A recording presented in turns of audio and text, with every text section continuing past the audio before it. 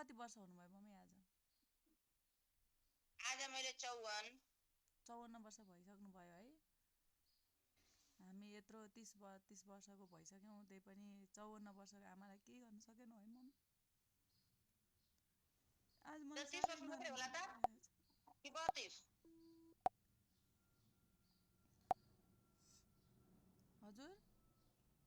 30 वर्ष मात्रै कि 32 वर्ष भयो त 32 त्यही त 30-32 वर्ष पुगिसक्यो त्यही पनि अहिलेसम्म केही गर्न सकिएन तपाईँको लागि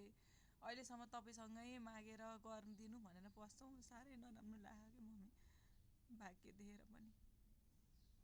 केही नराम्रो मान्नु पर्दैन जे आउँछ त्यही पर्छ त्यही टर्छ मान्छेलाई पर्छ भूतप्रेतलाई पर्दैन पशुलाई पर्दैनन् त्यही त के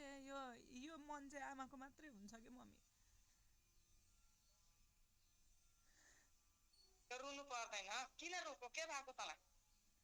केही भएको छैन म धेरै सोध्छु कि आजकल धेरै सोध्छु अस्ति नैबाट सोध्छु मम्मीलाई केही गर्न सकिएन तपाईँको जिन्दगीको बारेमा सोच्न आउँछ है